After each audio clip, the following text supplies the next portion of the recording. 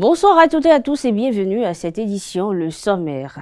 Les 6 nouveaux ambassadeurs plénipotentiaires récemment nommés au Conseil ont été reçus par le président de l'Association nationale des communes du Bénin, Luc Setondi-Atropo. Le point de cette rencontre dans un instant. Tourisme, culture et art, le bilan des actions menées par le gouvernement Talon dans ce secteur est fait par le ministre Jean-Michel Abimbola. Bloqué en Algérie, une troisième vague de rapatriés rentre à Cotonou ce jeudi.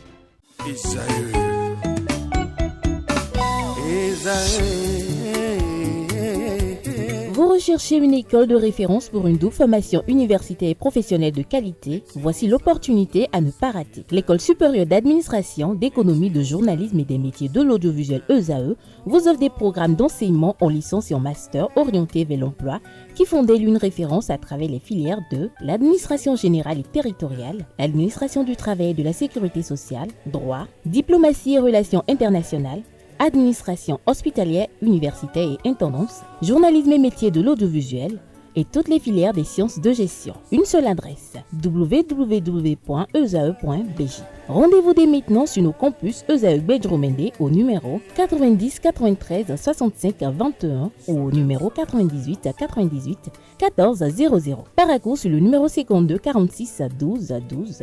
Aboumé-Calavi au numéro 52 88 44 44. Akpata au numéro 52 88 33 33. ESAE, l'excellence à un nom.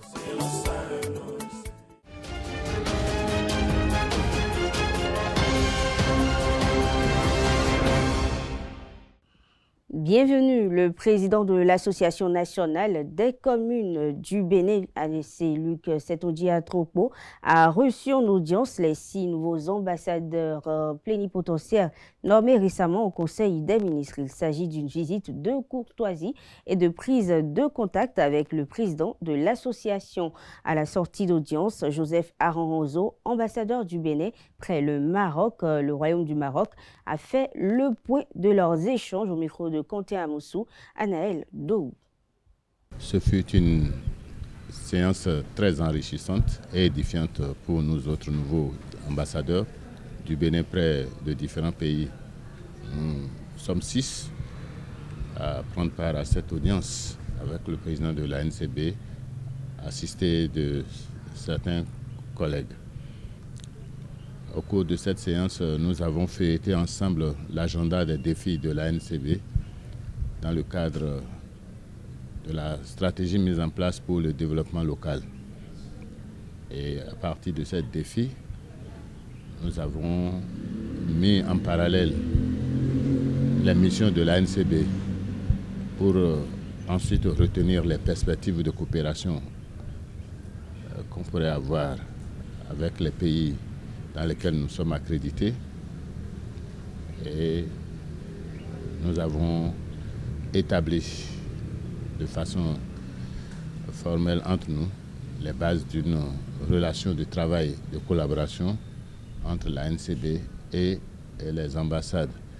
Nous avons souhaité vivement que les ambassades soient les couloirs d'intervention des différentes mairies dans les pays de représentation et que les ambassadeurs ou les ambassades ne soient plus surpris des missions de certains responsables de nos collectivités locales dans nos pays de représentation. Cela aiderait à renforcer et à relever le niveau, de représentation de notre pays à l'extérieur. Et on constaterait que le Bénin est beaucoup plus organisé dans la conduite de sa diplomatie vis-à-vis des pays de l'extérieur. Dans la politique que mène le Bénin aujourd'hui, tous les chantiers sont des chantiers qui doivent participer, contribuer à la valorisation, à la mise en valeur de notre pays. Vous savez qu'aujourd'hui, le Bénin est un pays de fierté pour les citoyens béninois que nous sommes. Et en tant que représentants de la nation béninoise, nous avons à travailler dans tous les sens afin que ce caractère essentiel qui met de la valeur sur le Bénin soit maintenu. Avec l'appui de la HAC, Autorité de l'audiovisuel et de la communication, l'Autorité de protection des données à caractère personnel a organisé ce jeudi 17 avril une formation au chant d'oiseaux de Cotonou. Et cette formation est au profit des professionnels des médias sur le régime de protection des données personnelles en vigueur au Bénin. Pendant cette cérémonie d'ouverture, le président de la HAC, Edouard Loko, a salué l'initiative avant d'inviter les participants à une attention particulière aux différents modules qui seront développés. Pour plus de précision, suivez cet élément.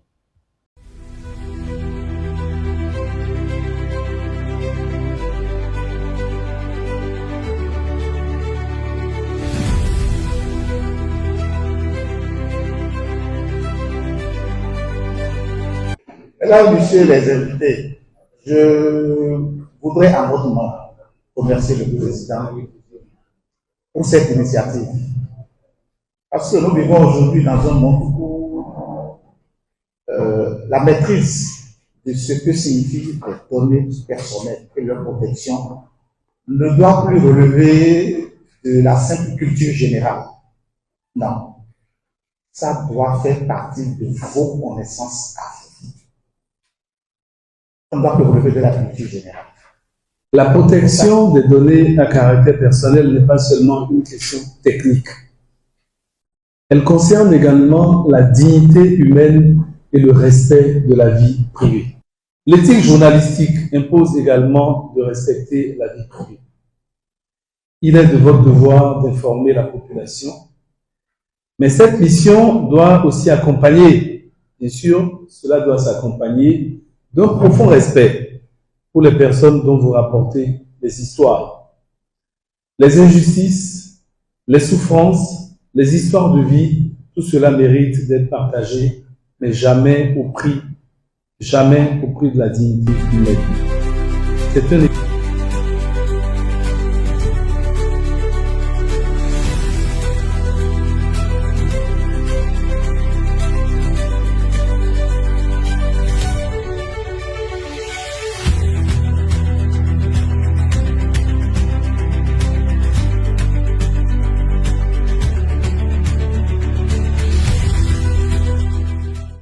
Leadership du président Patrice Talon, plusieurs actions ont été entreprises dans le secteur du tourisme, de la culture et des arts.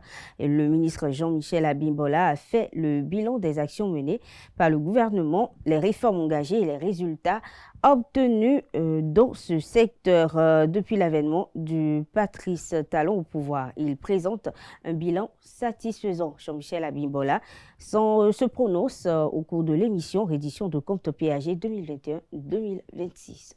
Le secteur de la culture en 2016, c'est vrai, et affichait, entre autres, au niveau des industries culturelles et créatives, une certaine insuffisance quantitative et qualitative des infrastructures, et un système de promotion de création également qui était, disons, un peu embryonnaire. Il y a également une insuffisance de structuration des filières et des chaînes de valeur. En ce qui concerne nos traditions, il faut reconnaître que les traditions étaient dans un certain état de dégradation des grandes œuvres de l'histoire. Nous avions également nos royautés et nos monuments qui relataient notre grandeur, qui s'effritait progressivement. Donc il était impératif de relever ces défis et de revaloriser notre patrimoine, de revaloriser notre culture, d'autant plus que, et je pense que tout le monde s'en convainc aujourd'hui, c'est la principale richesse du Bénin. Le Bénin, comme nous avons l'habitude de le dire, pour l'instant en tout cas, n'exploite pas d'or, ni de pétrole, ni d'autres ressources minières, mais en tout état de cause, nous avons ce potentiel qui peut être largement exploité au bénéfice de nos populations. Révéler le Bénin aux Béninois et au monde, je voudrais dire concrètement que c'est faire connaître et valoriser le riche patrimoine culturel que nous avons aux Béninois eux-mêmes. Et faire connaître évidemment aux étrangers, ceux qui ne sont pas des Béninois et qui nous regardent. C'est également développer, on l'a dit, les industries culturelles et créatives pour la création de richesses et de l'emploi. Et enfin, c'est faire de la culture et des arts le substrat, le levain pour le développement touristique de notre pays. Donc c'est tout cela que nous embrassons dans la formule faire connaître aux Béninois et au monde. Alors, pour répondre à votre question sur les musées, je voudrais d'abord vous dire que Ouida est désormais, plus que jamais, sur la carte mondiale en ce qui concerne les musées et surtout les cités-musées, puisque nous avons décidé de faire de la ville de Ouida une cité-musée, parce que le potentiel de Ouida est tel que toute la ville historique vaut la peine d'être valorisée. Et comme on a l'habitude de le dire trivialement, c'est un musée à ciel ouvert que nous sommes en train, évidemment, de valoriser. Nous avons le volet de la construction d'un certain nombre de musées, notamment à Ouida. Nous avons le Musée international de la mémoire de l'esclavage, qui est déjà totalement achevé en ce qui concerne ce qu'on appelle le hard, donc la construction des bâtiments. Et nous en sommes maintenant au niveau de l'installation des équipements et de la scénographie. Donc, sinon, ce musée est totalement achevé et devrait rentrer en exploitation dès cette année 2025. Nous avons également à Porto Novo, dès que vous rentrez dans Porto Novo aujourd'hui, en attendant l'arène culturelle qui sera tout de suite après le pont à droite, à la place de cet immeuble que nous avons dû enlever pour ne pas insister là-dessus, vous verrez qu'en rentrant dans Porto Novo, vous avez une vue impressionnante sur un musée qui est en construction, qui est le Musée international du Vaudou, juste en face de la cathédrale, où là également, tout le gros œuvre est achevé. Et il reste maintenant à faire un certain nombre de travaux en ce qui concerne toujours la scénographie, en ce qui concerne le second œuvre, pour que dès cette année également, ce musée soit livré. Dans le point des autres musées, nous avons un musée qui va venir, le MAC, à Cotonou, dont l'essentiel est déjà fait en ce qui concerne les études, et les appels d'offres ont déjà été lancés pour pouvoir recruter les entreprises qui vont construire. Au niveau d'Abomey, également, nous avons les premiers équipements qui sont livrés, notamment ce que nous appelons le CAFRA, le nouveau CAFRA, c'est-à-dire le Conseil d'administration des familles royales, là où le roi, on va dire, siège en quelque sorte pour travailler au quotidien. Ça permet évidemment de pouvoir libérer le site pour que les travaux puissent démarrer. Là également, nous sommes à la phase de l'appel d'offres pour sélectionner les entreprises pour que les travaux du musée démarrent, ainsi que la réhabilitation de 4 anciens palais. Donc voilà où nous en sommes en ce qui concerne les musées. Nous avons à Porto Novo également d'anciens musées, 2 anciens musées qui seront réhabilités totalement, le palais romain et le musée à Dandé. Donc voilà où nous en sommes de façon concrète, où les Béninois peuvent dès aujourd'hui commencer à voir une matérialisation de cette vaste ambition que nous avons. Je peux poursuivre en disant effectivement que nous avons également, parce que c'est un peu patrimonial, le palais de Niki, qui est en construction. Peut-être que tout à l'heure il y aura quelques images pour que les Béninois s'en rendent compte. Les travaux sont totalement achevés. Les travaux de l'arène de la Gani sont achevés.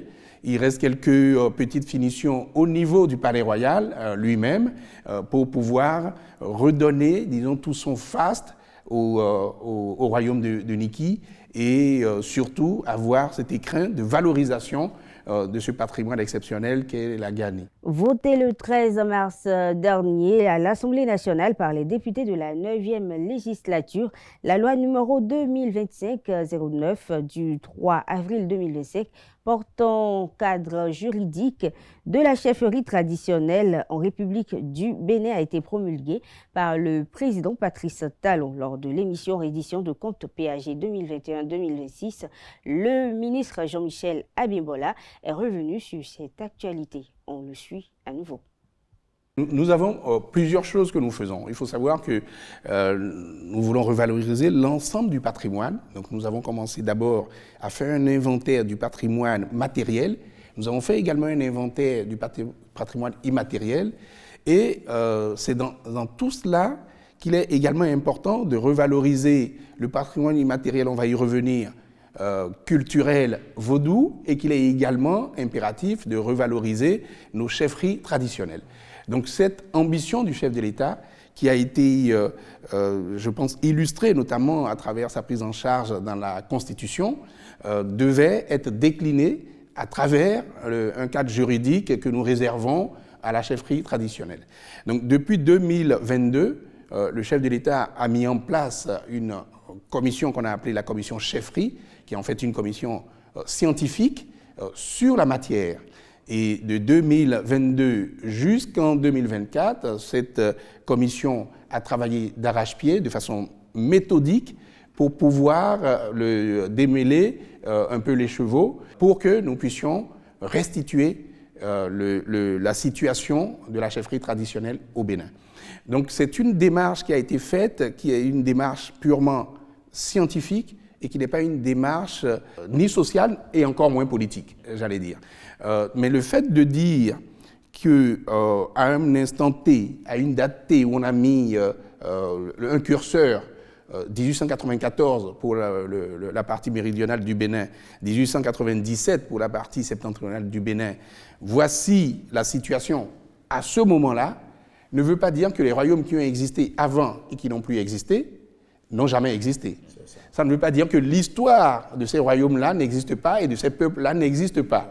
Donc je voudrais vraiment que ce soit très clair pour l'ensemble de nos populations en disant que c'est une photo à un moment donné et cette photo a été faite juste avant la pénétration coloniale parce que nous avons parlé de chefferie traditionnelle et pas de la chefferie coloniale ou de la chefferie moderne ou la chefferie du XXIe siècle. Alors, si on met le curseur au XXIe siècle, peut-être que nous aurons plus que 16 royaumes.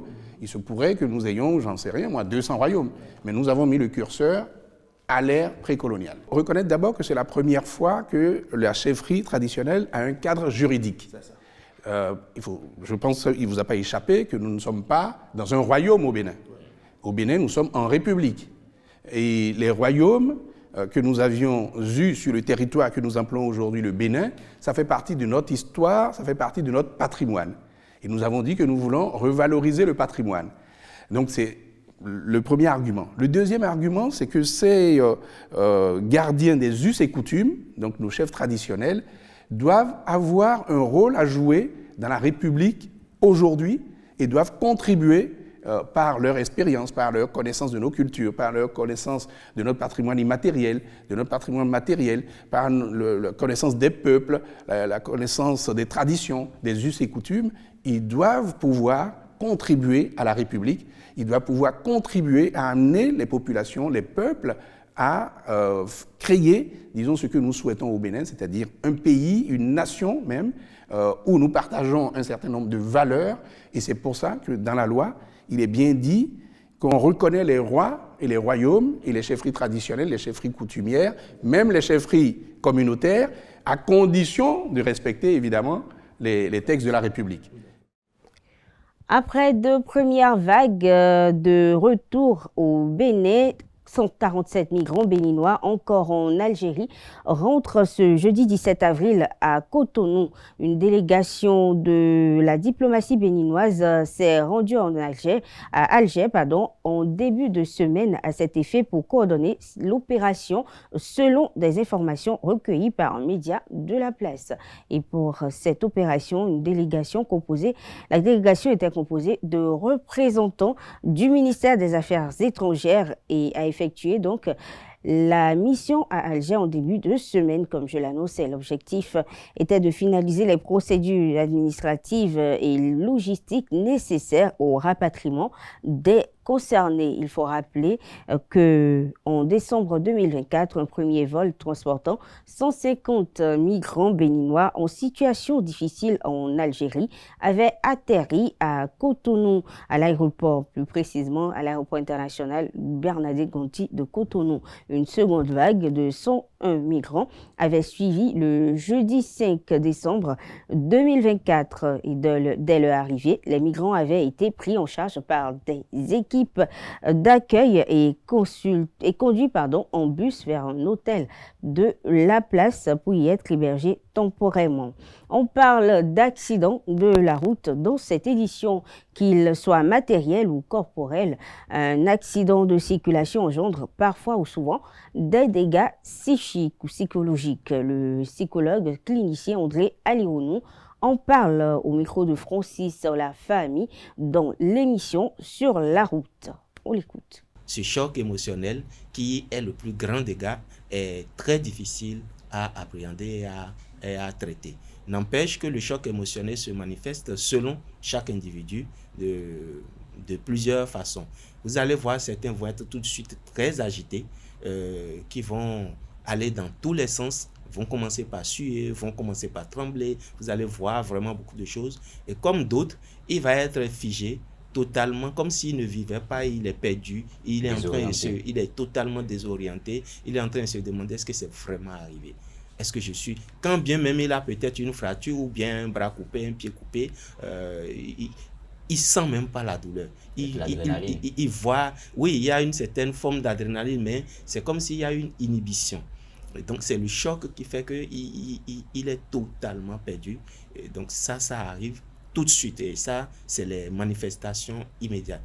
Mais le stress post-traumatique que va générer, qui va être la conséquence directe de cet accident de cet accident, reste le choc le plus grand et émotionnellement qui va plus tard ou pourrait plus tard dégénérer sur une psychopathologie ou bien un dysfonctionnement comportemental, c'est-à-dire votre manière de vous comporter peut changer suite à cet accident, suite à ce choc-là. Aucun accident ne passe inaperçu. Sur le plan psychologique, aucun accident ne passe inaperçu. Déjà, la sensibilité de l'individu est interpellée. Et ce qui est encore choquant, c'est que le choc émotionnel, la blessure émotionnelle que laisse un accident, c'est pas seulement pour la victime, même pour les témoins. Selon la sensibilité émotionnelle du témoin, il peut être autant affecté que la victime. Et donc, c'est pas quand même banal. Oui, le choc émotionnel qui peut-être plus tard, si vous aviez, je pèse bien mes mots, vous aviez la chance que ça débouche tout de suite sur une dépression, on pourrait rapidement voir que c'est causé par là. Mais il arrive pour certaines personnes un peu plus résilientes que ça débouche sur un trouble comportemental. Son comportement va changer. Dans quel sens, par exemple? Si déjà, il peut commencer par se replier sur lui-même. Il peut commencer par éviter la foule, éviter la route, éviter de sortir. Parce que peut-être si je sors, quelque chose va m'arriver.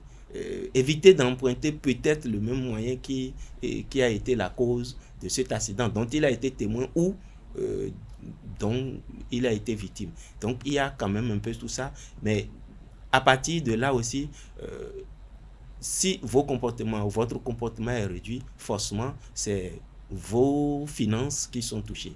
Votre mouvement pour aller chercher un peu de quoi suivre. Donc, ça va agir sur, j'ai envie de dire, votre quotidien et sur tout le long de votre vie. Votre manière de penser, votre manière de réagir peut être affectée. Selon aussi le choc, j'ai envie de dire, somatique que vous avez reçu. Dans le cadre de la célébration de la Pâques et conformément aux dispositions de la loi numéro 90-019 du 27 juillet 1990 fixant les fêtes légales en République du Bénin, la journée du lundi 21 avril 2025, lundi de Pâques, est férié, chômé et payé sur toute l'étendue du territoire national. Au nom du gouvernement, la ministre du Travail souhaite à toute la communauté chrétienne une excellente fête de Pâques. On passe à présent aux actualités hors de nos frontières. Les étrangers bientôt interdits d'exploitation de l'or artisanal au Ghana. L'interdiction prendra effet le 1er mai prochain et les étrangers devront donc quitter le marché de l'or artisanal dans ce premier pays producteur d'Afrique. Il s'agit là d'une annonce du Ghana Gold Board, organisme public chargé de contrôler l'exploitation aurifère. Le Ghana, prenant cette décision, veut augmenter ses revenus liés à l'or et réduire la contrebande. Et il faut noter que la décision d'exclure les sociétés étrangères du marché est la suite d'une politique de reprise en main du secteur initiée par le président John Dramani Mahama. La Cour suprême russe a annoncé valider ce jeudi 17 avril le retrait des talibans de la liste des organisations terroristes en Russie, une mesure symbolique visant à renforcer les relations entre Moscou et Kaboul, isolées sur la scène internationale. La décision entre en vigueur immédiatement a déclaré le juge en charge du dossier ont rapporté les agences de presse russes à l'issue d'une audience à huis clos. Cette décision, il faut le préciser, n'équivaut toutefois pas à ce stade à une reconnaissance formelle du gouvernement taliban par Moscou. Autre information de nos frontières, l'aide humanitaire à Gaza est menacée d'un effondrement total en raison du blocus imposé par Israël sur l'entrée de cette aide depuis le 2 mars, alerte ce jeudi 17 avril. 12 importantes ONG dans un communiqué comme « Laissez-nous faire notre travail » exhortent les représentants de Médecins du Monde, Oxfam et du Norwegian Refugee Council et d'autres ONG qui disent faire face à l'un des pires échecs humanitaires de notre génération. Sport, dans cette édition, la direction de la société sportive Soneb Sport SA a procédé à la phase finale de la détection des jeunes talents de football ce mercredi 16 avril 2025. L'activité a eu pour objectif la formation des équipes de catégorie d'âge. Le point dans ce reportage signé Anaël Dohou. Constituer et former la relève pour un avenir footballistique brillant dans le Koufo. C'est le but visé par la Soneb Sport avec cette phase finale de détection des jeunes talents U13 et U16. Une initiative bien élaborée qui entre également en droite ligne avec les exigences de la Fédération béninoise de football concernant la constitution des équipes de catégorie d'âge pour chaque club engagé dans l'élite. Cette sélection structurée s'achève après plusieurs étapes de filtration. Le processus de détection qui vient de prendre fin a été un filtrage à 3 niveaux. Un premier niveau dans les établissements secondaires, et c'est le lieu ici de remercier le directeur départemental qui nous a autorisés à faire le tour de ces établissements pour prendre contact avec les chefs d'établissement et les apprenants. Le premier filtrage a été fait au sein de chaque établissement où il a été demandé aux enseignants d'éducation physique et sportive de détecter les apprenants qui semblent avoir des bribes de talent dans l'activité football. Et nous nous sommes orientés, je dirais, spécifiquement vers les élèves de la seconde qui ont cette activité en activité physique et sportive dans le programme en cours. Et après cette première étape, nous avons recueilli 16 apprenants qui ont été identifiés par les enseignants d'EPS. C'était le premier filtre. Le deuxième filtre, nous nous sommes portés vers ces apprenants dans leur établissement où nous avons passé un séjour de 5 jours pour regarder à nouveau ces apprenants s'exprimer. Ils étaient au nombre de 800 qui ont participé à cette prédétection au deuxième filtrage où le staff technique du club d'Adjer a pu identifier le 10e de cet effectif et donc 80 apprenants. La troisième étape que nous venons de finir sur ce stade a été le rassemblement de ces 80 apprenants qui se sont exprimés de nouveau sur le terrain, desquels nous avons sorti 30 élèves qui constitueront désormais les équipes de catégorie d'âge du club d'Adjer. Gérée de main d'experts par la première autorité de la Soneb Sport, cette phase finale a été l'occasion pour chaque apprenant amoureux du football de mettre en lumière leurs talents et capacités techniques. C'est sur ces dernières qu'ils ont été évalués. La première chose, c'est sur le niveau technique. C'est sur le niveau technique des jeunes joueurs, voir les talents bruts et sur l'intelligence du jeu. la compréhension du jeu et souvent la prise d'infos. C'est sur ces 4 critères ou 5 critères qu'on s'est basé pour pouvoir sélectionner ces jeunes gens et maintenant essayer de travailler avec eux pour que demain on puisse avoir une équipe U17 ou bien des catégories d'âge un peu plus fort. Une opportunité pour les jeunes de s'exprimer sur le rectangle vert. L'initiative est très appréciée par les parents et les enseignants qui ne se sont pas fait compter les événements. C'est une très bonne initiative puisque c'est la première dans notre localité depuis que la JFC, en tant que club de la Ligue Pro, est en train de prendre cette initiative. Ça va nous permettre d'avoir assez de pépinières pour la relève de demain. Nous voulons que nos enfants aillent de l'avant. Nous avons la grande équipe de Dadje ici et en toute chose, il faut avoir une pépinière. Et sans prévoir ça, c'est qu'à la longue, nous risquons de disparaître. Donc c'est pourquoi je trouve salutaire cette initiative. Les enfants ont été traités comme des futurs stars durant toute la sélection. Je remercie la JFC pour l'opportunité qu'ils nous ont donnée de montrer nos talents, de montrer comment on sait jouer correctement. Je les remercie beaucoup. Des 80 apprenants conviés, 15 vont être sélectionnés pour les U13 et 15 pour les U16 pour former les équipes de catégorie d'âge de la Soneb Dadje Football Club. Ce creuset sera également le vivier qui va fournir les joueurs du club de l'élite béninoise. Mesdames, Messieurs, sur cette information sportive qu'on fait cette édition, merci de l'avoir suivi. Bonne soirée à toutes et à tous.